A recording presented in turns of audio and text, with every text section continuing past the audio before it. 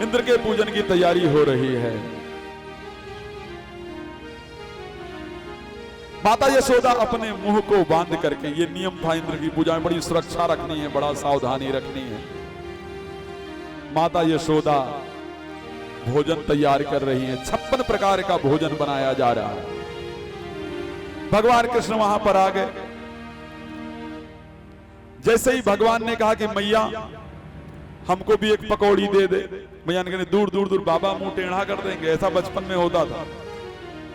माँ खाना बनाए, भगवान की पूजा हो, तो यही एक बहाना माताओं के पास होता, भगवान मुंह टेढ़ा कर देंगे अगर खाओगे तो। ये हमने भी सुना, इसीलिए बता रहा हूं, हमको भी बचपन में यही सुनना पड़ता था।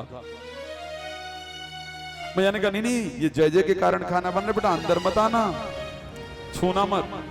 अब भगवान रोते हुए नंद बाबा के पास गए। छोटे से भगवान रोते हुए नंद बाबा के पास गए। बाबा ने पूछा क्या बात है लाला? बोले मैंने माता से खाना मांगा तो माता कह रही है कि मैं खाना नहीं दूंगी। तो बोले भगवान की पूजा के लिए बेटा खाना बन रहा है ना। तो बोले कौन सी भगवान की पूजा के लिए? बोले इंद्र भगवान की पूजा के लिए खाना बन रहा है। भगवान कहते हैं एक बात बताओ बाबा। बोले क्या? बोले हम इंद्र की पूजा क्यों करते हैं? तो बोले क्योंकि इंद्र के कारण वर्षा होती है, हमारे यहाँ फसल उत्पन्न होती है। अच्छा, अभी तक वो लोग करते क्या हैं? इंद्र की तो पूजा करते हैं लेकिन प्राकृतिक चीजों का अपमान करते हैं, पेड़ों को काटते हैं।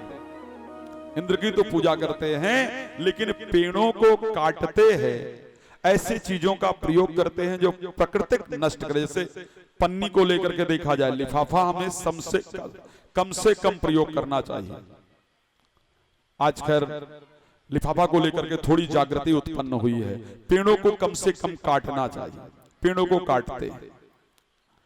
भगवान ने बताया कि हमारी सुरक्षा क्यों होती है। हमारी गाय कहां चरती हैं? हमारी गाय चरती हैं गोवर्धन भगवान की तलहटी पर। हमारी फसल इत्यादि क्यों होती है? क्योंकि गोवर्धन भगवान के कारण हमारे यहाँ की सुरक्षा होती है, बाढ़ इत्यादि नहीं आती है। तो हम उनकी पूजा क्यों नहीं करते हैं?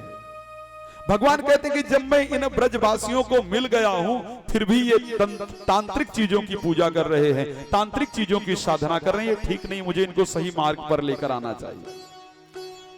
नंद बाबा को और ग्वालों को बिठा करके पूरी रात भगवान ने समझाया।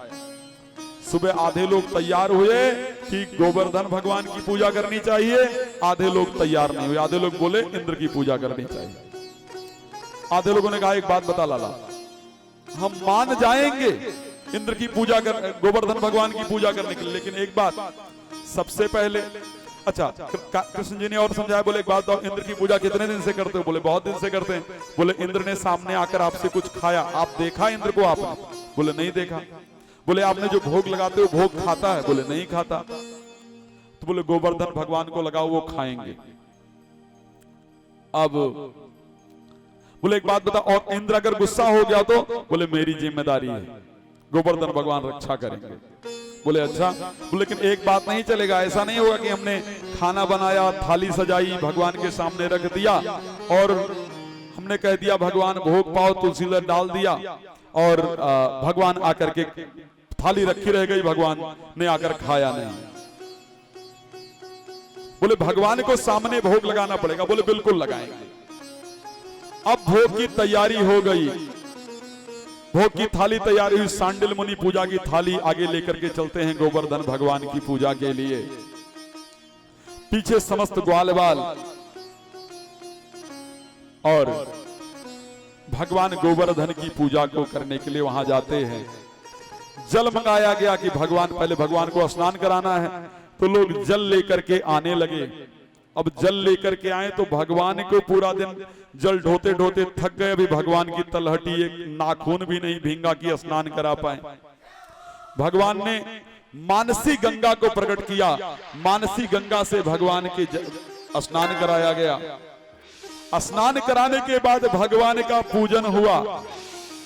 भगवान का पूजन कर रहे हैं। भगवान की सब लोग सुंदर स्तुति कर रहे हैं।